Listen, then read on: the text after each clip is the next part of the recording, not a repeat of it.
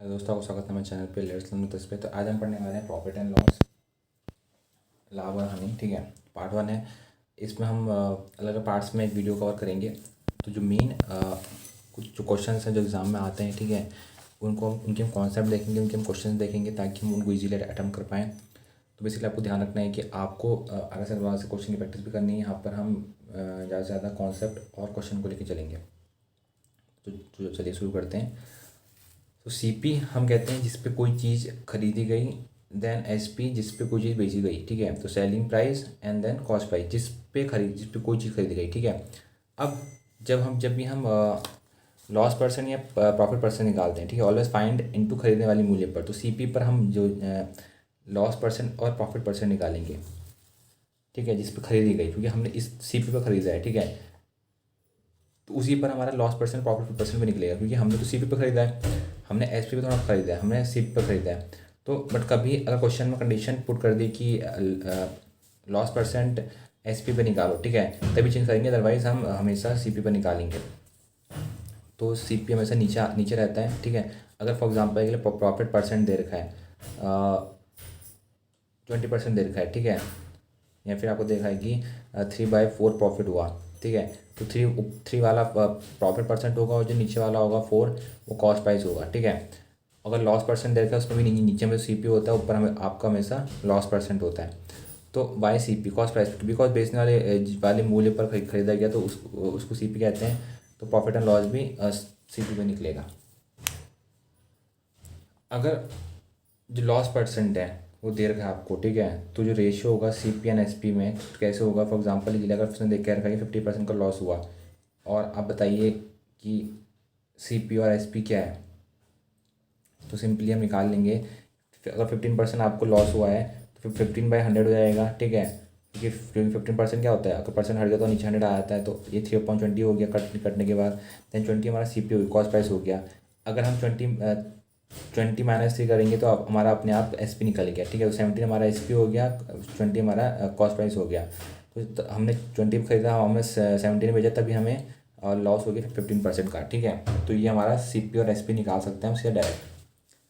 अब S P must be multiply to get C P. ठीक है, तो अगर आपको सी पी चाहिए, ठीक है, अगर आपको एस पी दे रखा है, सेलिंग प्राइस दे रखी है, तो आपको सी पी निकालना है। ठीक है, तो आपको मल्टीप्लाई करना पड़ेगा एस पी को। कैसे, ratio of C P and S P fine. ठीक है, जैसे फॉर एग्जाम्पल के लिए दे रखा है आपको सी पी 5 दे रखा है और एस पी 4 दे रखा है।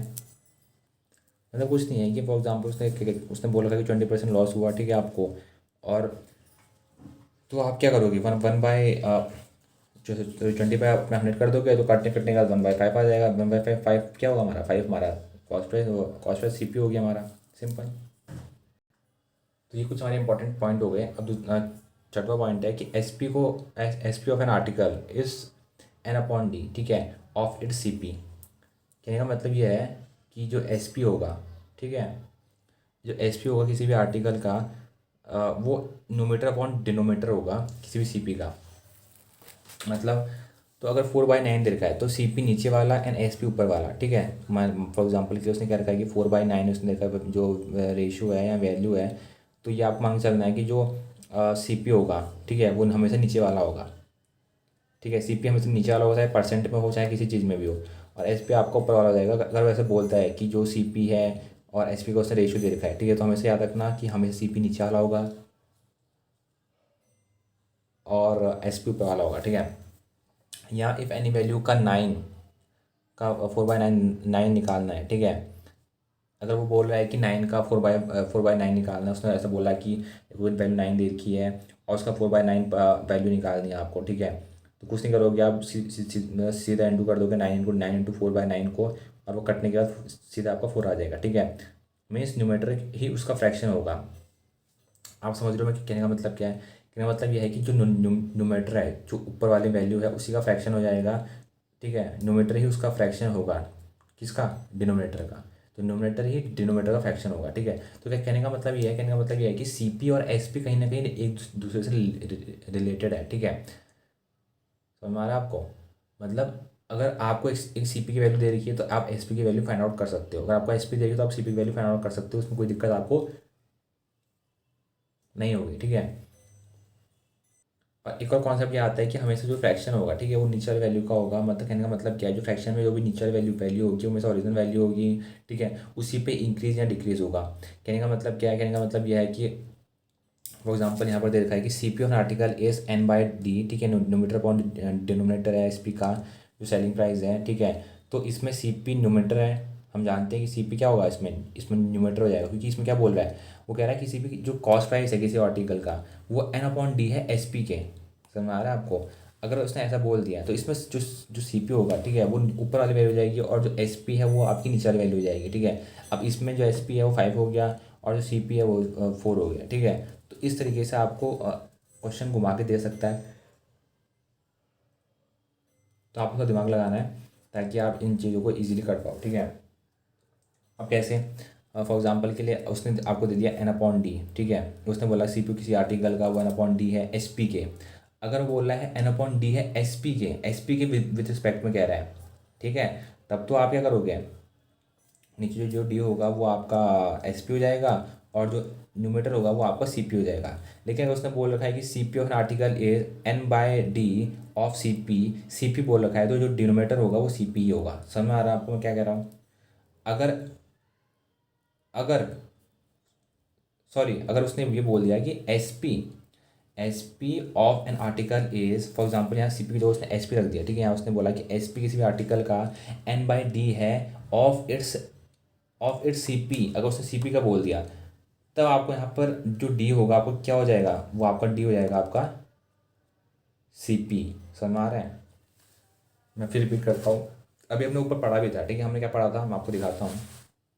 ये देखो हमने यहाँ पर क्या पढ़ा, हमने यहाँ पढ़ा कि एस पी, अगर एस पी लिखा है, ठीक है, अगर पहले एस पी लिखा और वो बोल रहा है कि S P of an article is N by D of C P, ठीक है, सी पी लास्ट में सी पी आ रहा है तो सी पी क्या हो जाएगा, डी, यहाँ पे जो डी वाला है वो सी पी हो जाएगा, जो डिनोमिनेटर है वो सी पी हो जाएगा और जो न्यूमिनेटर है वो आपका एस पी हो जाएगा। लेकिन अब उसने लैंग्वेज चेंज कर दी, उसने बोल दिया, बस आप इतना याद रखो ना, पीछे वाली वैल्यू याद रखो कि पीछे क्या बोल रहा है, जो पीछे होगा ना वही इसका जो नीचे है वो हो जाएगा, ठीक है। इसने बोला कि जो सी पी इस आर्टिकल का वो एन बाई डी है एस पी के, तो एस पी मतलब क्या है, एस पी मतलब डी है और डी यहाँ पर एस पी लिया है तो 5 मतलब एस पी हो गया और 4 मतलब सी पी हो गया।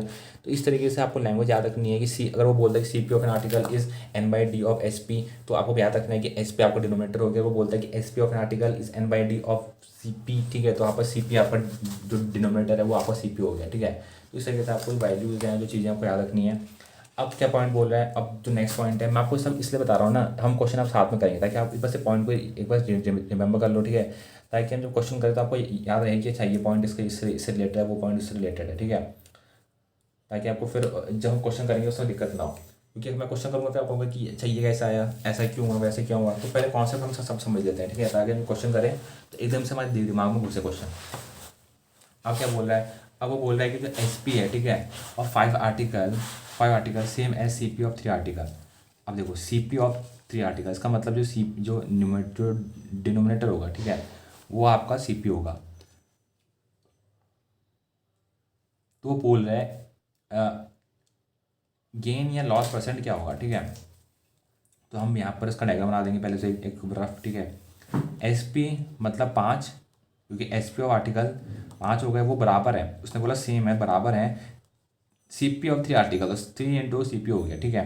अब हम जानते हैं कि जो एस पी है, वो 3 है, ये 3 होगा ना, तभी तो यहाँ अगर 3 लिखेंगे तभी तो सेम हो गए। मतलब आप अगर एस पी को इंटू 3 से, तो यहाँ 15 हो गया। सी पी की जगह आपने 5 रख दिया तो यहाँ 5 से 3 इंटू 15 हो गया, ठीक है। तो आपने पहले यहाँ ले लिया, ठीक है, और फिर देखोगे गैप कितने का है। तो गैप कितने का आ रहा है, यहाँ पर 2 का गैप आ रहा है। मतलब सी पी की कॉस्ट अगर 5 है तो एस पी आपने 3 में बेचा, तो लॉस परसेंट हो गया। हो रहा नहीं हो रहा, आप समझो ना। देखो अगर वो ये बोल रहा है ना कि S P of 5 article same as C P of 3 article, तो आप पहले तो आपने एक रफ डायग्राम बनाया कि एस पी इंटू 5 और 3 इंटू सी पी बनाया, और दोनों बराबर है। बराबर कब होंगे, जब एस पी यहाँ पर 3 होगा, सी पी यहाँ 5 होगा, तभी तो 15 बराबर हो गए ना। अब जब 15 बराबर होंगे तो आपको पता है कि यहाँ 5 है, यहाँ पर 3 है, और इनके बीच में गैप है, कितने का है, गैप यहाँ पर 2 का है। और बड़ी वैल्यू क्या, बड़ी वैल्यू सी पी है, कॉस्ट प्राइस 5 मिली, आपने बेचा अपने सस्ते में। तो जब बेचा आपने सस्ते में अब, और जो गैप 2 का आ रहा है, तो 2% का लॉस हो गया, हो कि नहीं हो गया। अब 2% का लॉस हो गया तो हम जानते हैं कि जो सी पी है वो हमेशा नीचे आता है, तो 2/5 आ गया। 2/5 इंटू आप 100 कर दोगे। 100 आप इसलिए किया तो ताकि क्योंकि हम परसेंट वैल्यू निकाल रहे हैं, उसने लॉस परसेंट पूछा है और गेन परसेंट पूछा है, ठीक है। उसने वैल्यू नहीं पूछी है, उसने परसेंट पूछा है। तो जब आपने इसको काटा पीटी करी तो यहाँ फॉलो 40% आ गया, तो लॉस परसेंट कितना आ गया, 40% आ गया। तो ये टेक्निक आपको हमेशा याद रखनी है। अब वो इसी में क्या कर देगा, वो यहाँ पर ये रख देगा कि CP ऑफ 3 आर्टिकल्स, या फिर सॉरी यहाँ पर CP of 5 article is same as SP of 4 article या 3 आर्टिकल, ऐसे कुछ लिख देगा। आपको क्या करना है, पहले वैल्यू इक्वेट करनी है, फिर आपको गेस करना है कि आप कितना इसमें इंटू करो कि जो वैल्यू है वो दोनों बराबर हो जाए। अब जो आई उनका जो रेशियो आया उनके बीच में डिफरेंस निकाल लो, देन उसके बाद नीचे CP लिख दो, लॉस परसेंट या गेन परसेंट में उसको 100 से इंटू कर दो, आपका यहाँ पर जो परसेंट वैल्यू आ गई, ठीक है। नोट करने वाली बात यह है कि जो गेन परसेंट है, जो गेन परसेंट है और जो प्रॉफिट परसेंट है वो सेम, ठीक है, उस काफ़ी हद तक सेम। मतलब देखो ये लॉस 40% का हुआ तो गेन कितने परसेंट का होगा, समझ में आ रहा है आपको। तो इसी तरीके से आपका जो गेन परसेंट है वो भी निकल जाएगा। फॉर एग्जांपल के लिए अगर यहाँ पर 5 होता, SP की जगह 5 होता और CP की जगह 3 होता, तो गेन कितने का, 2 का हुआ, 2/5 होता, 40% गेन हो जाता। तो इसी तरीके से आपका गेन परसेंट भी निकल जाएगा, इसी तरीके से आपका लॉस परसेंट निकल जाएगा। ये टेक्निक सिमिलर रहेगी, क्वेश्चन का लैंग्वेज चेंज कर सकता है लेकिन टेक्निक आपकी सेम रहेगी। आपको ये याद रखना है कि आपको ऐसे डायग्राम बनाना है, उस तरीके से आपको वैल्यू फाइंड करनी है, और आपको लैंग्वेज आपको बस याद रखनी है कि लैंग्वेज में घुमा सकता है आपको ऐसे, बस आपको लैंग्वेज आइडेंटिफाई करना आना चाहिए, ठीक है, वो किस तरीके से आपको घुमा रहा है। बाकी चीज़ तो बहुत आसान है, ठीक है। अब हम एक और क्वेश्चन देखते हैं। अब देखो यहाँ पर क्या बोल रहा है, वो कह रहा है कि लॉस ऑफ 20% ऑन SP। उसने बोला कि लॉस हुआ हमें 20% का सेलिंग प्राइस पे, ठीक है, जो कि इक्वल है X% के। अब देखो तो लॉस कितना होगा, CP कॉस्ट प्राइस कितना लॉस होगा। मैंने आपको भी समझाया था, मैंने आपको क्या समझाया था कि जो लास्ट में जो वैल्यू बोलता है, ठीक है, लास्ट में जो वैल्यू बोलता है वही होती है। इसने लॉस हमें इतना पता है कि लॉस परसेंट अगर हम करेंगे तो 20% इजिकल टू 1/5 होता है, ठीक है। 1/5 होता है तो सिंपली मतलब आप काटा पीटी करोगे, 20% का कैसे काटोगे, इसको 20/100 कर दोगे, ये तो करोगे, फिर काटा पीटी होगी तो 1/5 आ गया। अब हमको पता है कि 5 से जो नीचे होता है वो होता है आपका CP, लेकिन इसने बोल दिया यहाँ पर SP पे, भाई इसने बोला CP पे नहीं SP पे, ठीक है। अब हमको पता है कि जो लॉस परसेंट है वो ऊपर वाली वैल्यू होती है, मतलब जो 1 है वो आपका लॉस परसेंट हो गया। अब आपको SP पता है, लॉस परसेंट पता है, सेलिंग प्राइस पता है आपको, और तो लॉस हुआ SP पे, तो 1% का लॉस हुआ, मतलब 1 का लॉस हुआ, ठीक है। जो 1 है वो रिप्रेजेंट कर रहा है, ठीक है, अपने अपने आप में ये लॉस परसेंट नहीं है, बस ये रिप्रेजेंट करने वाली वैल्यू है। तो आपने 1 को प्लस कर दिया 5 में, तो कितना आ गई, कॉस्ट प्राइस आ गई इसकी, मतलब कॉस्ट प्राइस 6 की होगी तभी तो आपको लॉस हुआ। 5, तभी तो 5 वैल्यू आ गई आपकी सेलिंग प्राइस। तो आपको पता चलेगा कि जो कॉस्ट प्राइस है वो 6 है, ठीक है। अब आप क्या करोगे, लॉस परसेंट निकालने के लिए आपने 1/6, ठीक है, 1/6 किया। अब डायरेक्ट आप ऐसे कर सकते हो कि 1/6 आप पता है, अगर आपको पता है कि 1/6 कितना होता है, 16/2/3, तो आप डायरेक्ट लिख सकते हो। अगर आपको नहीं पता तो 1/6 इंटू 100 करोगे, फिर काटा फिटी हो गई, 2 3 या 6 नीचे, फिर इस तरीके से आप उसको काटा फिटी करोगे तो फिर भी जो वैल्यू है वो इतनी आएगी, ठीक है। तो आपके ऊपर है कि आप किस तरीके डायरेक्ट करते हो। आपको अगर वैल्यू याद है, हमारा 1/6 इजिकल टू 16/2/3, ठीक है, आप डायरेक्ट लिख लो। अगर आपको वैसे याद नहीं तो काटा फिटी कर करो, तो वैल्यू दोनों में सेम आएगी, ठीक है। वैसे आपको याद होनी चाहिए जो वैल्यूज़ आई हैं, ठीक है, मैंने एक वीडियो में पूरे अच्छे से बता रखी है कि किसकी वैल्यू क्या है, आप जाके वाली वीडियो चेकआउट कर सकते हो, ठीक है। तो अब एक और पॉइंट हम देख लेते हैं, फिर हम क्वेश्चन क्वेश्चन देखेंगे, कोई क्वेश्चन किस तरीके से पूछे जाते हैं और किस टाइप के पूछे जाते हैं, ठीक है। अब वो क्या बोल रहा है, अब ये बोल रहा है कि 70% CP आर्टिकल वो इक्वल है 40% ऑफ SP के। दोबारा से पढ़ो, देखो वो क्या बोल रहा है। वो कह रहा है कि 70% ऑफ CP आर्टिकल, जो 70% जो कॉस्ट प्राइस पे जो आर्टिकल है वो बराबर है 40% ऑफ SP के, ठीक है। तो वही जैसे हमने पहले किया था, 70 into CP equal to SP into 40, ठीक है। अब इसमें आप पहले तो आप ये जो परसेंटेज है उनको हटा लो, ठीक है, ये हटा दिया आपने। अब यहाँ पर 7 इंटू CP हो गया, 4 इंटू SP हो गया।